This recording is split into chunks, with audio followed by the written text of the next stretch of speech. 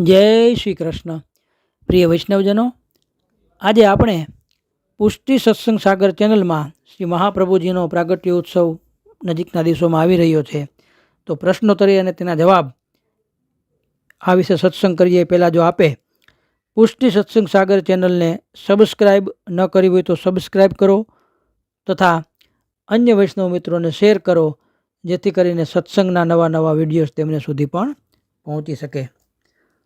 હવે પ્રશ્ન છે કે દેવોદ્ધાર પ્રયત્નાત્મા જે શ્રી ગુસાઈજીએ સર્વોત્તમ સ્ત્રોતની અંદર જે શ્રી મહાપ્રભુજીના 108ની નામાવલી છે એમાં આ નામ કયો અર્થ બતાવે છે, શા માટે વપરાયો છે? તો જવાબમાં દેવોદ્ધાર પ્રયત્નાત્મા આ આત્મા શબ્દ અંતકરણના અર્થમાં વપરાયો છે. દેવોદ્ધાર પ્રયત્નાત્મા નામની સમજ વિસ્તારથી જોઈએ તો શું મળી શકે એમાં?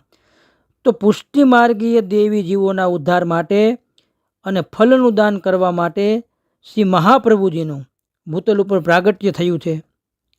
આપે પ્રગટ થઈને પુષ્ટિ માર્ગીય રીત અને પુષ્ટિ માર્ગીય સેવા, ભજન, સ્મરણ આદિનું નિરૂપણ કર્યું છે. આના માટે આપે અલૌકિક પ્રયત્નો કર્યા છે. આથી શ્રી ગુસાઈજીએ દેવોદ્ધાર પ્રયત્નાત્મા નામ આપણને આપ્યું.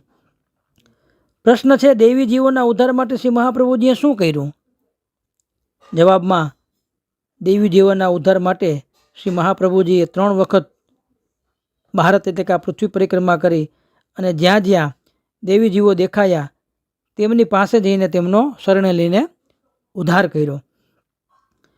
પ્રશ્ન, કૃપાનિધિ નામમાં કયો ધર્મ રહેલો છે? તો કૃપાનિધિ જે સર્વોત્તમ સ્ત્રોતમાં નામ આવે એ નામમાં ધર્મી સ્વરૂપનો ગુણ રહેલો છે. અને દેવોદ્ધાર પ્રયત્નાત્મામાં એ નામમાં કયો ધર્મ સૂચવે છે? તો દેવોદ્ધાર પ્રયત્નાત્મા એ નામમાં ઐશ્વર્ય ધર્મ સૂચક છે. એ નામ પુષ્ટિ જીવોનું મુખ્ય કર્તવ્ય શું છે? તો પુષ્ટિ સૃષ્ટિ ભગવાનના શ્રી અંગમાંથી પ્રગટ થઈ છે.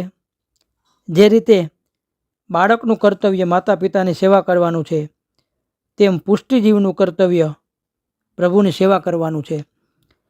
કારણ કે બાળકનો માતા પિતા સાથે જેમ શરીરનો સંબંધ છે, તેમ પુષ્ટિજીવોનો પ્રભુ સાથે શ્રી અંગનો સંબંધ છે. શ્રી અંગની સૃષ્ટિ છે, એટલે માટે શ્રી ઠાકોરજીની સેવા કરવી એ પુષ્ટિજીવનું મુખ્ય કર્તવ્ય છે.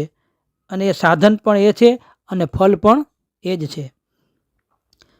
પ્રશ્ન છે કે દેવી જીવો શા માટે શ્રી મહાપ્રભુજીએ ક્યાં અથાગ પરિશ્રમો કર્યા? દેવી જીવો માટે શ્રી મહાપ્રભુજીએ ક્યાં અથાગ પરિશ્રમો કર્યા? તો જવાબમાં દેવી જીવો માટે શ્રી મહાપ્રભુજીએ ઘણો પરિશ્રમ કર્યો. એમાં પહેલું, નિત્ય લીલામાંથી નિત્ય આનંદ છોડી ભૂતલમાં પ્રગટ થઈને પધાર્યા. જીવોને સમજણ આપવા માટે ઘણા બધા ગ્રંથો રચ્યા. એમાં 84 ગ્રંથોની રચના કરી જે શુદ્ધાદ્વૈત બ્રહ્મવાદ પ્રગટ કર્યો. બ્રહ્મ સંબંધ મંત્ર પૃથ્વી ઉપર પ્રગટ કર્યો. પોતાની સાથે શ્રીજી બાવાને પણ પ્રગટ કર્યા.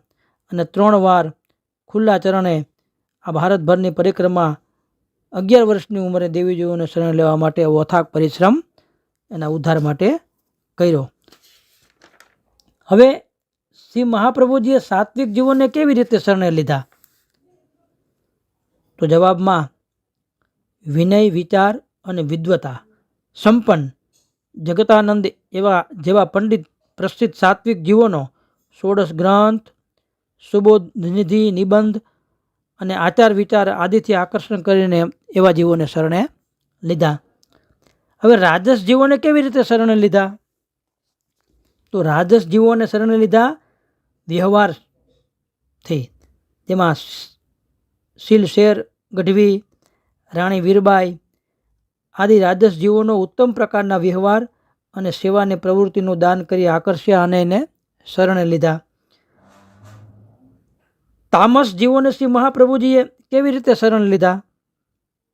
તો એમાં જોઈએ તો પ્રભુદાસ ભાટ અને વાસુદેવદાસ છકડા આદિ તમોગુણ જે ભરિત હતા બધા એવા જીવોને, એવા મૂળ અને અહંકારી જીવોને ચમત્કાર, મહાપ્રભુજીએ કંઈક ચમત્કાર બતાવ્યું એના જીવનની અંદર, અને એ ચમત્કારથી એ દ્વારા એ આકર્ષાયા અને મોહ પામ્યા શરણે આવ્યા. તો આવા તામસ જીવોને આ રીતે શરણે લીધા. જીવ ગમે તેવા હોય, હાલો આ તો વાત થઈ, પણ ગમે તેવા જીવ હોય, પરંતુ કલયુગમાં શ્રી મહાપ્રભુજીએ જીવનો ઉદ્ધાર કેવી રીતે કર્યો? તો જીવ સાત્વિક, રાજસ કે તામસ ગમે તે પ્રકારનો હોય, કલિયુગમાં પ્રભુના ચરણની શરણાગતિ સિવાય તેના ઉદ્ધારનો બીજો કોઈ ઈલાજ નથી. અને શ્રી મહાપ્રભુજી આવા જીવોને શરણાગતિનો અર્થ શીખવાડ્યો છે કે પોતાનું બધું જ પ્રભુને સોંપી દઈ પ્રભુમય બની જવું. સ્મૃતિ માત્રાર્થી નાશન, આ સર્વોત્તમ સ્તોત્રનું શ્રી ગુસાઈજીનું નામ છે. તો શ્રી ગોકુલનાથજી આનો શું અર્થ કરે છે? તો ગોકુલનાથજી કહે છે કે જો કોઈ આરતીપૂર્વક શ્રી મહાપ્રભુજીનું સ્મરણ ભજન કરે તો તે સેવકોની આરતીને શ્રી મહાપ્રભુજી તત્કાળ દૂર કરે છે. સ્મૃતિ માત્રાર્થી નાશન, નામમાં કયો ધર્મ રહેલો છે? આ નામમાં તો આ નામમાં વીર્ય ધર્મ રહેલો છે અને આ શ્રી મહાપ્રભુજીનું પ્રમેય બળ છે. આપણા અલૌકિક દુઃખો દૂર કઈ રીતે થાય? તો શ્રી મહાપ્રભુજીના સ્મરણ માત્રથી આપણા સર્વ લૌકિક અલૌકિક બધા દુઃખ દૂર થાય છે. શ્રી મહાપ્રભુજીએ સુબોધનીજીમાં સ્મરણની કઈ રીતે વ્યાખ્યા આપી? તો સ્નેહને કારણે પ્રયત્ન કર્યા વગર જ મનમાં વિચાર જોગ તેનું નામ સ્મરણ. આપણા બધા દુઃખોનું કારણ શું છે? તો આપણા બધા દુઃખોનું કારણ છે અહમતા અને મમતા. શ્રી મહાપ્રભુજીના સ્મરણ માત્રથી શું પ્રાપ્ત થાય છે? તો આચાર્ય શ્રી મહાપ્રભુજીના સ્મરણ માત્રથી પરમ ફલની પ્રાપ્તિ થાય છે. પ્રશ્ન છે, પુષ્ટિ માર્ગનું શ્રેષ્ઠ સાધન કયું છે?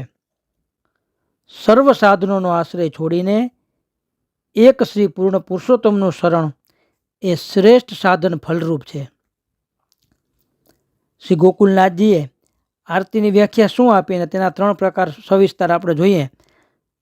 તો આરતી એટલે હૃદયનું દુઃખ અને હૃદયનો વિરહ, તેના 3 પ્રકાર છે: આધિ ભૌતિક, આધ્યાત્મિક અને આધિ દૈવિક. એમાં આધિ ભૌતિક આરતી કઈ? તો લૌકિક સુખોની પ્રાપ્તિ માટેની લાલસાને આધિ ભૌતિક આરતી કહેવામાં આવે છે અને આપનું સ્મરણ કરવાથી જીવની લાલસા નષ્ટ થાય છે. બીજું આધ્યાત્મિક આરતી કઈ? તો પ્રભુ વિરહ જનિત આરતીને આપશ્રી આધ્યાત્મિક આરતી જણાવે છે. આપશ્રીનું ધ્યાન ધરવામાં અને તરત જ આપશ્રી પ્રભુના સ્વરૂપની ઝાંખી કરાવીને તે દ્વારા તેની આધ્યાત્મિક આરતીનો નાશ કરે છે. આધિદૈવિક આરતી કઈ? તો આપશ્રીના ભૂતલ પરથી તિરોધાન થયા પછી જીવના મનમાં આપશ્રીના સ્વરૂપ ન જોતા જે દુઃખ થાય તેને શ્રી ગોકુલનાથજી આધિદૈવિક આરતી જણાવે છે. હૃદયમાં ઉત્સવનો અનુભવ ક્યારે થાય છે? ભક્તિ માર્ગમાં વિરહતાપની આરતી પ્રગટ થાય ત્યારે હૃદયમાં ઉત્સવનો અનુભવ થાય અને આ અનુભવ લૌકિક થતો નથી.